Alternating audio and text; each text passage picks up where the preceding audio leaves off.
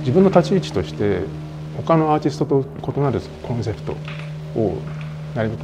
作り出していきたいっていうのが根底にあるので、例えばそのゲームのジャンルのお仕事をいただいた時はゲームのジャンル以外のものを参考するようにしてます。例えばファッション雑誌だったり、あとは本当に純粋な芸術の展覧会に足を運んだりとか、もしくはメジャーじゃないタイトルの映画を見るように心がけています。でそこからインスピレーションを少しでも得て、で一つのものから引っ張ってきてそれを膨らませるとどうしても似てくるので、オリジナルに2つや3つのものから引っ張ってそれを掛け合わせてそこから膨らませるようにしています。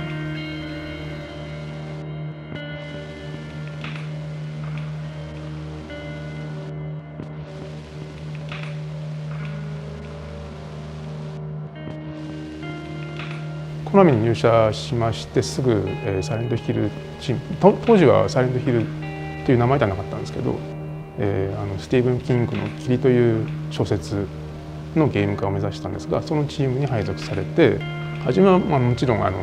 新入社員なんで雑用でしたけど、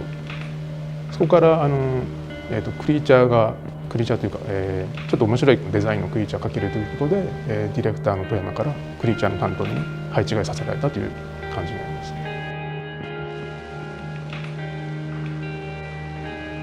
コナミに入る前、学生時代、大学に入る前ですね、イギリスの有名な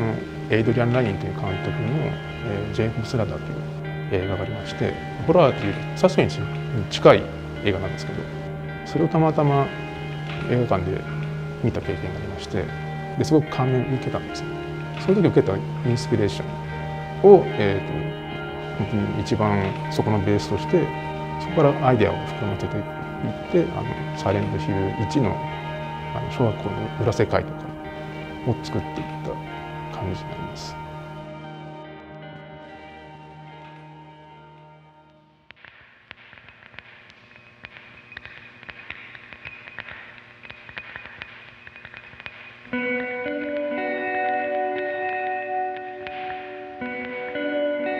僕が、幼い頃というのは一般の家庭ではちょうどその頃ロボットアニメが流行った時代でして、で超合金のロボットなんかを親から買い与えられてたんですね。でもうちはちょっとやや貧しかったっていうのもありまして、超合金というのはどうしても値段が高いので買ってもらえず、でそこで、買い与えられたのが、スポーツカーだったり戦車のプラモデルだったんです。そこで、もちろん最初はその車両がどういったものかっていうのは全く分かんなかったんですけど、例えばすごく象徴的な大砲がついてる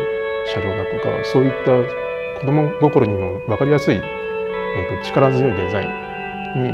惹かれまして、でそこからもうどんどんそのドイツとロシアの重戦車に魅了されていったというか、のめり込んでいったという形になります。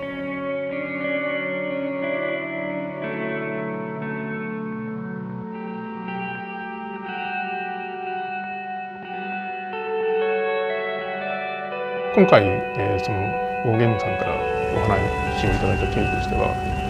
まず僕が、幼い頃に第二次大戦のドイツとロシアの重戦車がすごく好きだったというのがありまして、でそういった仕事に幼い頃から携わりたいという願望があったんですね。でそれを僕がツイッターでたまたま純粋にそのままの言葉でつぶやいたんですけど、そしたらそれをあるフォロワーさんが、見つけまして、でその方は大芸人さんのその偉い方、少しなんかつながりがあったようなので、でその方がつないでくれたおかげで大芸人さんから「じゃあ今回こういったイベントがあるので戦車をデザインしてくれないか」ということでオファーを受けたという形になります。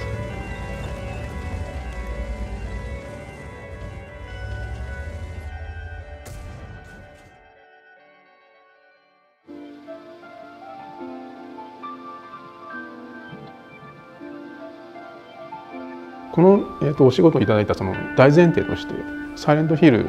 をやっていたというのが、根底にあったので、だったらその車両と例えばサイレントヒルの象徴的な、ピラミッドヘッドであるとか裏世界のモチーフを何とかその結びつけられないかということで、サイレントヒルの裏世界の象徴的な粒子鉄線というモチーフと三角頭のヘルメットの幾何形態を崩して、そのパンター戦車に実際に当時の、1945年のドイツの技術力でこういうデザインだったら、多分作れたであろうというそのデザインラインを出すように心がけました。で実際そのドイツの、当時の重戦車の資料とかもたくさん家にありますので、それを調べながらそのどういったその装備が当時つけられていたかとかを調べたり、例えば当時のドイツの工業技術で一体どれぐらいの水準だったのかとかを調べて、本当に可能な限り絶対こんなの作れないという車両ではなくて、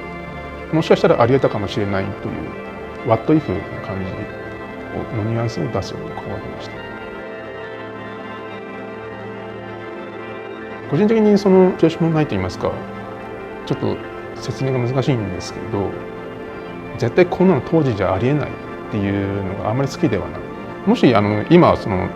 戦車に興味がなければそういったデザインも抵抗なくできたかもしれないんですけど、やっぱりその当時のドイツの戦車のデザインがすごくかっこいいと思ってますので、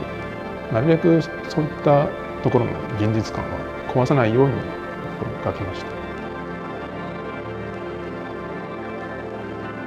なるべくトレンドを追わないようにしています。また、何年経ってもその生み出したデザインを好きになってくれた方が何年も先までそれをずっと、好きでいて続けられるようなデザインにしたいと思います。